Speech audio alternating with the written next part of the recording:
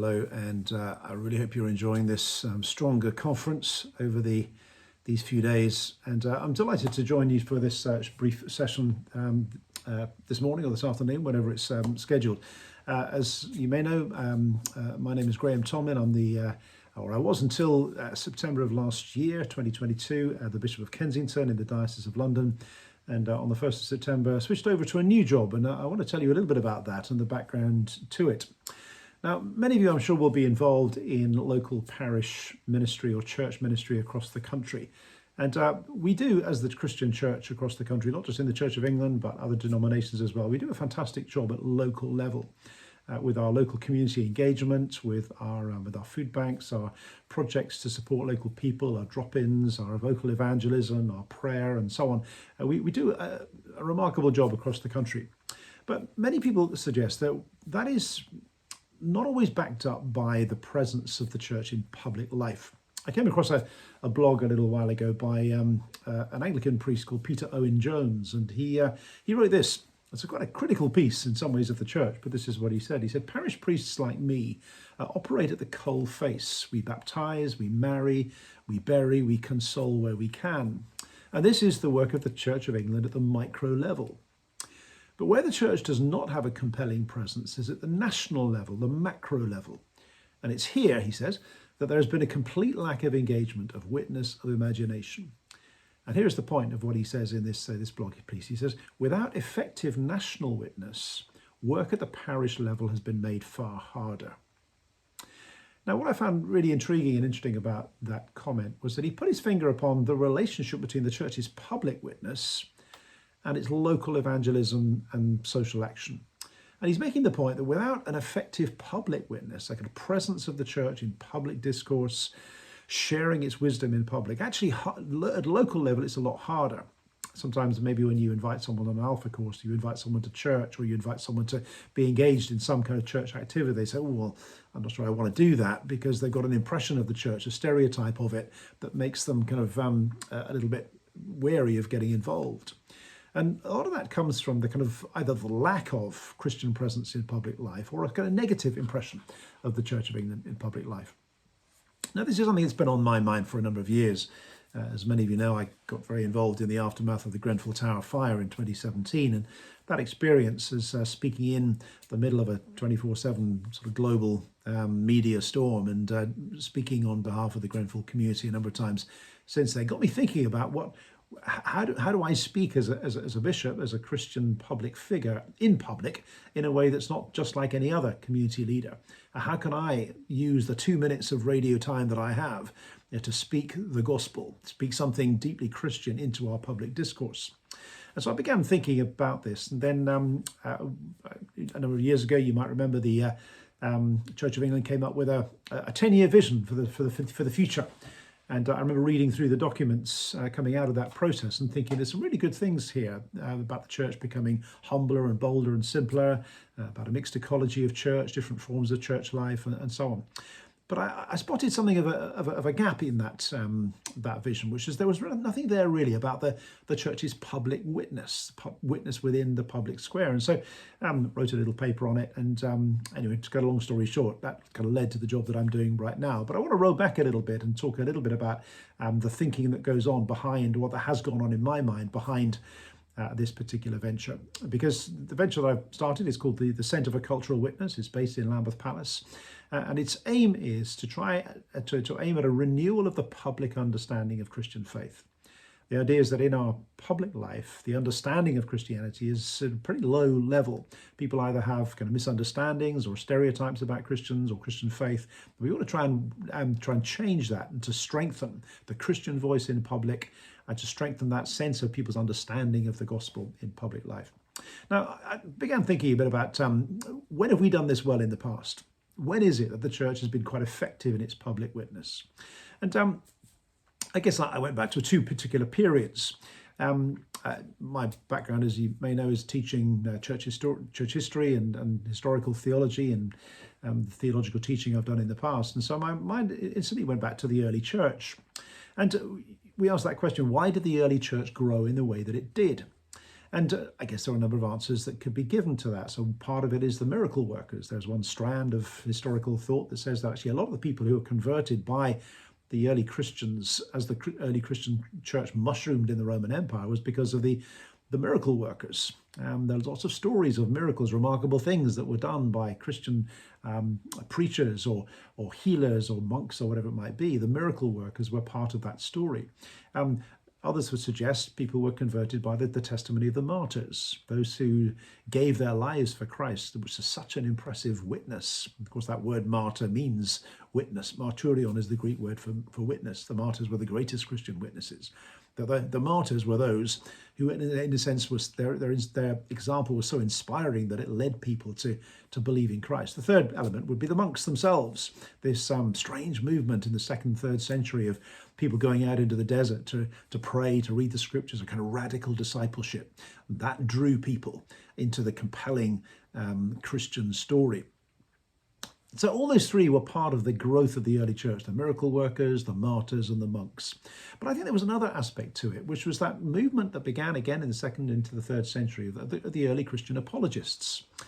These were people like Justin Martyr, writing his apologies in the second half of the 2nd century after his conversion to Christ. People like Origen, who responded to the kind of criticisms of one of the great critics of early Christianity, Celsus, who wrote a long piece against the Christians, and Origen came back with his Contra Celsum, the remarkable work of early Christian apologetics, kind of responding point by point to his criticisms of Christian faith. Or you think of Augustine's City of God, this great sort of monster of a book, which really was an attempt to try to show how Christian faith provides a much better and more satisfying way of living and dying than paganism ever could.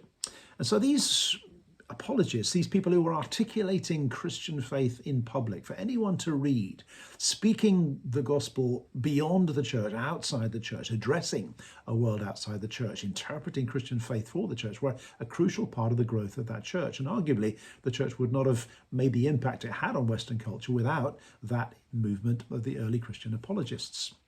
The second period I found myself thinking about was the early 1940s in Britain. Of course, the early 1940s is the time of the Second World War. And during those early years of the Second World War, there was a great debate that went on in British life and across the continent, but particularly in Britain. And the debate was, when this war is over, what is going to rebuild European civilization? And behind that was the question, how has it come to this? How has the great glories of Western civilization ended up in this cataclysmic war brought upon by European fascism? And right at the heart of that debate, Christians were present, articulating a rich, imaginative picture of the Christian world. So, of course, you had C.S. Lewis giving his broadcast talks in the early 1940s, which, of course, eventually became Mere Christianity, published quite a bit later. You had Dorothy Sayers writing plays, The Man Born to be King, as plays about the life of Jesus that were performed on the radio. You had people like J.R.R. Tolkien, dreaming up the kind of world of Middle Earth. You had W.H. Auden, this remarkable poet who comes to faith early in the 1940s because he believes that only Christianity has the kind of moral and spiritual power to confront the evil of Nazism. Nothing else quite has that power. You've got T.S. Eliot, if you like. You've got the Wasteland, written back in 1922. This is rather bleak view of Western civilization. And then, of course, you've got the Four Quartets, his great Christian poem written throughout the 1930s and 1940s. You've got people like Simone Weil, this sort of strange French mystic, writing some deeply Christian-inspired philosophy and sort of political thinking on the continent. You've got Jacques Maritain, the same. You've got William Temple, the Archbishop of Canterbury, whose contribution was so significant in the emergence of the welfare state in Britain, but also in the kind of emergence of the Christian democratic movement in Europe after that time. So here were these Christians, not many of them ordained, not many of them theologians. Most of them were kind of novelists or poets or writers or academics. And they were articulating a rich, imaginative Christian vision of the world in public, not just within the church, but in public life. And the interesting thing I think about that is, and this is something that's not often noticed about it, is that in the history of church decline, in Britain since the kind of mid-19th century. You know, we all know the figures have been pretty much downhill pretty well all the way, apart from one little period. And that is at the end of the 1940s and early 1950s, when suddenly you get a little upturn in the figures of people going to church, getting confirmed, getting baptized, weddings in church, all those indicators of involvement in church life suddenly goes up at the end of the 1940s, beginning of the 1950s. Then, of course, the 1960s happens and it starts going downhill again. But I think there is a connection between this engagement of the church in public witness in those early years of the 1940s and this church growth that happened a little bit later on, because suddenly it made Christian faith something attractive, made something kind of plausible, something believable for people. And there was a kind of link between those two things. So those were my two periods, the early church and the 1940s, times when we've done this well. And so I began thinking about how might we do this in the present day, as if you like, as an essential backup to what we do at local parish level, not an alternative to it by no means, but as an important kind of background work for the local evangelism and social action that we do as a church. So what has emerged from this is a kind of new approach, which is when I started thinking about these thoughts, I wrote a paper and sent it around to various people, got some enthusiastic responses back. And then the idea is, well, what are you going to do about it? So I came up with this idea of a new centre focused around the theme of what I call cultural witness. And by that phrase, cultural witness, it's saying, how do we bear witness to Christ in this particular culture? And it's focused on witness. It's not looking at kind of restoring Christendom. We made too many mistakes in the eras of Christendom to go back there. This is about looking forward, not looking back. But how do we bear witness to Jesus Christ in this particular cultural moment in which we find ourselves? How do we faithfully bear witness to Jesus? And in some ways, the result of that, whether that leads to church growth or a revival or whether nothing happens, that's kind of up to God. Our task is to bear witness to Christ in this particular cultural time. So what do I mean by cultural witness? Well, Alistair McGrath, I think, has put it quite well in one of his books where he talks about three elements of what contemporary witness is all about. First, he talks about engaging wider cultural concerns and questions about religious belief. People have questions about Christian faith, about religion, about the nature of faith. They may have concerns about the effect of religion. How do we answer those in a way that gives a sense of confidence about Christian faith? Secondly, he talks about displaying the intelligibility of Christianity and its capacity to engage the realities of human experience. How can we explain Christian faith in such a way that it kind of makes some kind of sense, not in the terms of secular culture. That I think is not what we're about, trying to kind of somehow meet the standards of a secular culture to say we're okay like everybody else is, but to show something of the internal logic and coherence of Christian faith and how it explains human experience better than some of the alternatives. And then the last bit of what he talks about is raising questions about the cultural alternatives. What is it about secularism? What is it about kind of secular humanism or about atheism that just doesn't quite work? What are the questions we would want to raise about the cultural alternatives, just as people would raise questions about Christian faith? And so in the Centre for Cultural Witness, what we're going to try and do is to aim at three broad themes. One is communication, second is learning, and the third is research. And so let me just explain how those are going to work. Well, the vision for the centre is this: it's to inspire a renewal of the public understanding of Christian faith, as I said a little bit earlier on. And what we're trying to do is, in terms of our mission, is to disseminate and to spiritually compelling and imaginatively rich thinking about Christian faith in accessible forms. We want to be thoughtful and accessible, making the wisdom and fruit of deep Christian thinking available and as accessible to a wide audience as possible. We want to be curious and confident.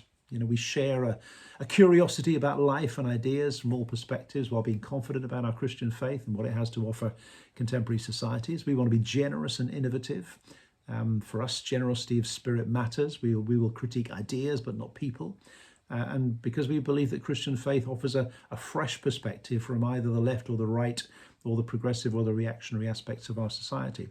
And we're interested in the past and the future because we believe that the wisdom of Christianity is a resource from the past that can shape the future.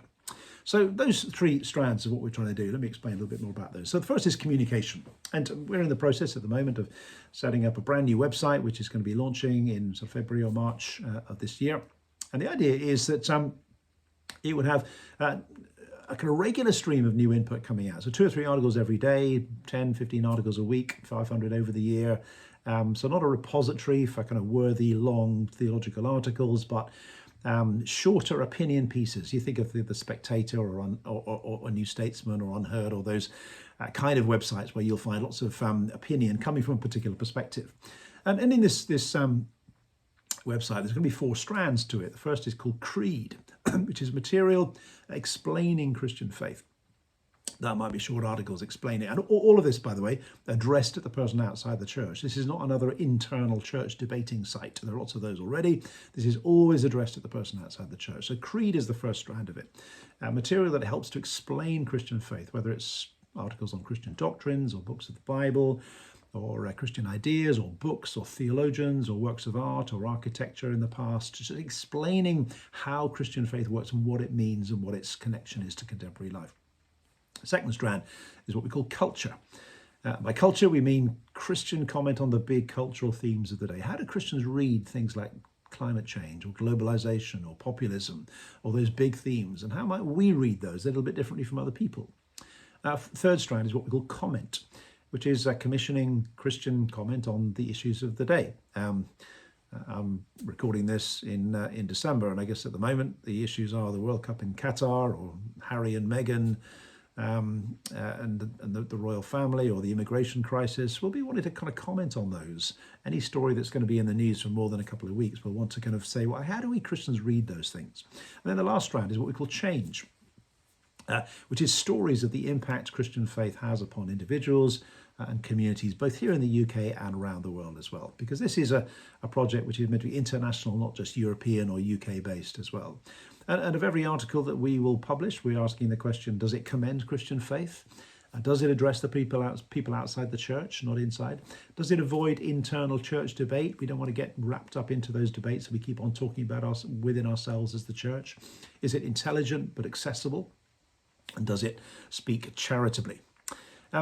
So the website, as I say, will launch within the next sort of month or so, the website will be called seenandunseen.com. So seen and unseen is from that line in the Creed.